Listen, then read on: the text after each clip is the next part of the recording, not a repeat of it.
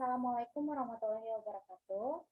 Kami dari kelompok 1 PBL Akuntansi Manajemen Universitas Tidar akan memaparkan hasil kerja kami mengenai analisis keputusan taktik pada perusahaan PT Industri Jamu dan Farmasi Sidomuncul Tbk. Pertama-tama, perkenalkan nama saya Afina Sanito Zahra, ada Angelia Salsabila Santana, ada Silvi, dan ada Crescentia Putri Amelia. Langsung saja pada pemaparan materi yang pertama akan dipaparkan oleh saya, yaitu mengenai PT Industri Jamu dan Farmasi Sidomuncul. PT Industri Jamu dan Farmasi Sidomuncul merupakan perusahaan perseroan yang bergerak dalam bidang industri jamu dan farmasi. Perusahaan ini pertama kali didirikan oleh Ibu Rahmat Sulistyo, yang awal mula perusahaan ini merupakan usaha kecil yang bergerak di bidang ramuan bahan-bahan jamu di Yogyakarta pada tahun 1940. Identifikasi masalahnya, yang pertama, produk yang dipasarkan terlalu banyak sehingga cukup sulit untuk mengetahui perkembangan produknya di pasaran. Yang kedua, kesulitan dalam memperoleh bahan baku untuk produknya.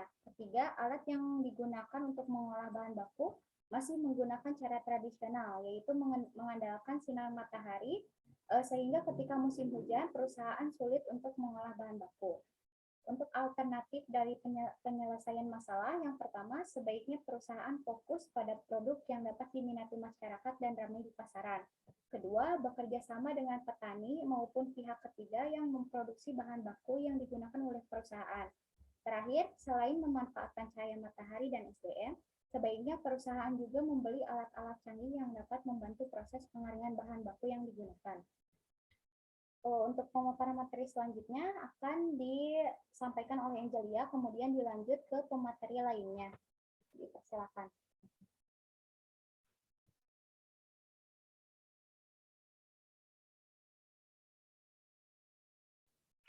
Baik, terima kasih Afina atas pemaparannya. Selanjutnya akan dilanjutkan oleh saya, yaitu mengenai identifikasi cost alternatif.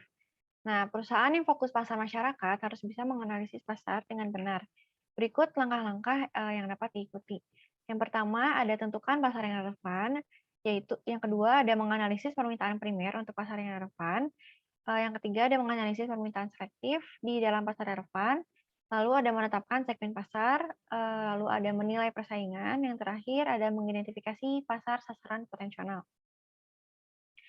Nah, perusahaan PT Industri Jamu dan Farmasi Sidomuncul ini, selain memanfaatkan cahaya matahari, sebaiknya perusahaan juga membeli alat-alat canggih yang dapat membantu proses pengeringan bahan baku yang digunakan.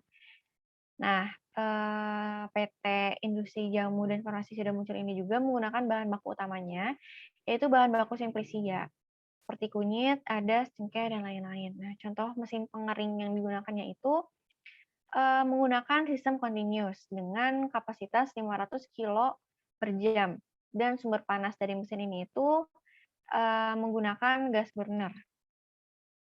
Lalu, untuk mengembangkan strategi dalam menggunakan pemasaran, pastikan produk yang dimiliki oleh perusahaan mempunyai kualitas yang kuat, sehingga perusahaan tidak perlu mengeluarkan biaya banyak untuk memproduksi banyak produk yang nantinya tidak akan ramai di pasaran. Cukup membuat produk yang memang diminati oleh masyarakat dan memiliki manfaat yang dapat membantu masyarakat menyelesaikan masalahnya. Karena pada saat kondisi pandemi saat ini, pasti banyak masyarakat yang mencari produk herbal untuk menjaga staminanya tubuh. Sebab selanjutnya yaitu mengenai identifikasi biaya. Nah, PT Sidomuncul ini menggolongkan pembiayaannya menjadi beberapa jenis, yaitu bahan baku simplisia yang termasuk kunyit, adas, cengkeh, dan lain-lain. Yang kedua ada bahan baku non simplisia seperti susu, gula, vitamin, dan lain-lain. Yang ketiga ada kemasan yang termasuk plastik, dus, aluminium foil, dan lain-lain. Yang keempat ada barang umum atau alat tulis, alat laboratorium, kursi, meja, dan lain-lain. Nah, yang terakhir ada suku cadang mesin dan mesin. Sekian dari saya, pemaparan materi selanjutnya akan dilanjutkan oleh Crescentia. Kepada Crescentia, dipersilakan. Baik, yang selanjutnya adalah penggolongan biaya. Penggolongan biaya pada PT Industri Jamu dan Farmasi Sidomuncul dapat dibagi menjadi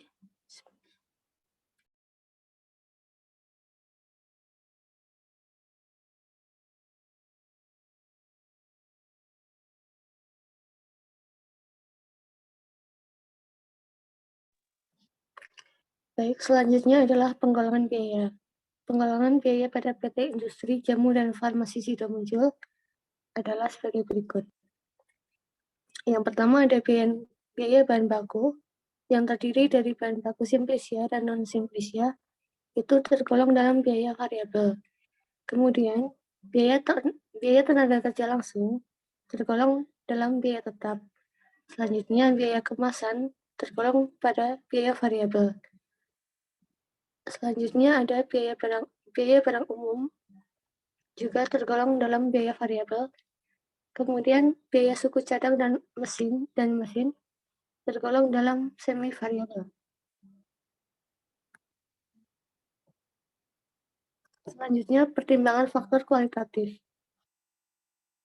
Yang pertama ada produk dan pemasaran perusahaan. Perusahaan menjaga kepercayaan pelanggan dengan menyediakan produk yang aman, sehat, dan berkualitas. Berinovasi guna meningkatkan nutrisi produk termasuk inovasi kemasan yang ramah lingkungan dan semaksimal mungkin menghindari penggunaan kandungan bahan artifisial. Kemudian jumlah sarana produksi yang menunjang kegiatan operasional perusahaan mengalami kekurangan. Perusahaan menggunakan mesin berteknologi modern untuk mempermudah proses pengeringan bahan baku dan menghemat waktu produksi serta biaya pengeluaran produksi. Hal itu dilakukan supaya barang produksi tidak terjadi kekurangan dan perusahaan dapat memenuhi permintaan konsumen. Kemudian ada sumber daya bahan baku yang terbatas. Bahan baku produksi tidak hanya diperoleh dari satu distributor saja, melainkan bisa dengan menjalankan kerjasama dengan para pemasok bahan baku dan juga mitra petani lainnya. Melalui keterlibatan tersebut, perusahaan mendorong para mitra untuk memenuhi kebijakan dan persyaratan yang sudah disepakati dalam aspek kualitas, keamanan pangan, dan keberlanjutan. Yang selanjutnya akan dibacakan oleh rekan saya. Baik, selanjutnya mengenai pengambilan keputusan. Yang pertama, keputusan perkembangan produk untuk dipasarkan. Ini PT Sidomuncul melakukan diferensiasi dari produk dan jasa yang dihasilkan dengan cara melakukan inovasi pada produk yang berkualitas untuk memenuhi kebutuhan masyarakat dan fokus pada produk-produk yang memberikan nilai tambah tinggi seperti contohnya itu produk tolak angin, karena ini banyak disukai konsumen baik dari kalangan anak-anak maupun kalangan dewasa.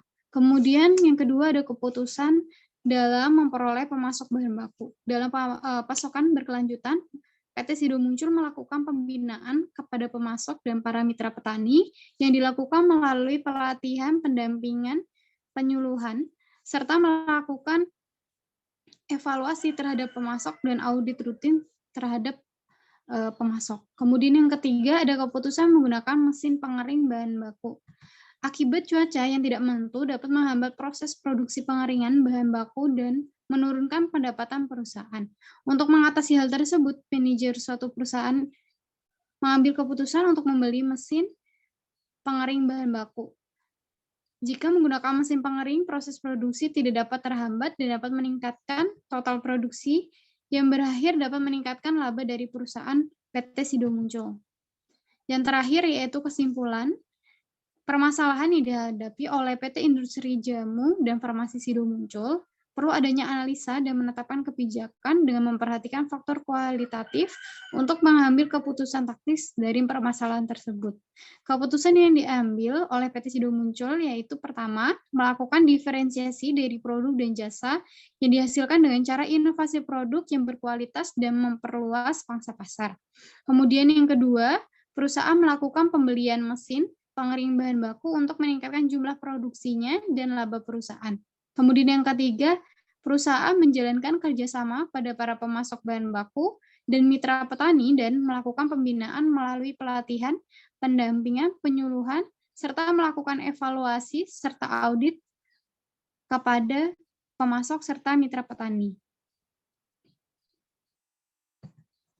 Sekian presentasi yang bisa kami sampaikan. Kurang lebihnya mohon maaf. Wassalamualaikum warahmatullahi wabarakatuh.